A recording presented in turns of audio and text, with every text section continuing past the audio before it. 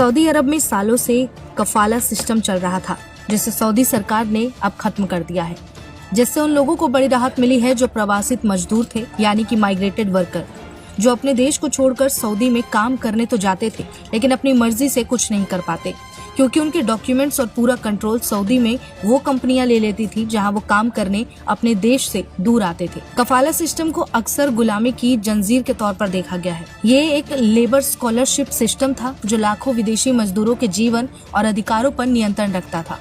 जून 2025 में घोषित यह ऐतिहासिक फैसला अब लागू हो चुका है।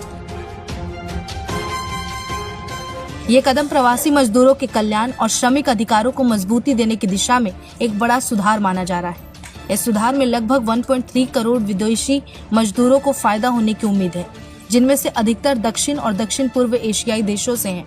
इनमें बड़ी संख्या में भारतीय भी हैं। अब सवाल है कि क्या होता है कफाला का मतलब।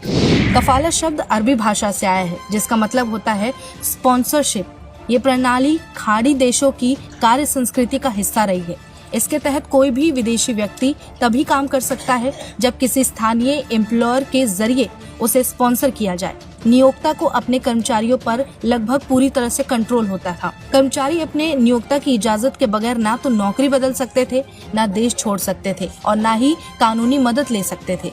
यह व्यवस्था गुलामी जैसी थी।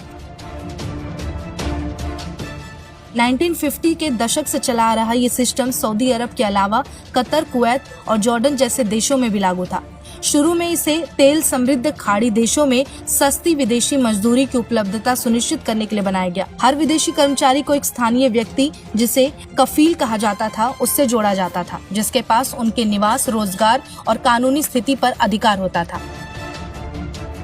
अब सऊदी अरब ने इस पुरानी व्यवस्था को खत्म कर कॉन्ट्रैक्ट आधारित रोजगार मॉडल लागू कर दिया है। सऊदी प्रेस एजेंसी के मुताबिक नए सिस्टम के तहत अब विदेशी मजदूर अपने मौजूदा नियोक्ता या फिर कफील की अनुमति के बिना दूसरी कंपनी में नौकरी कर सकते हैं।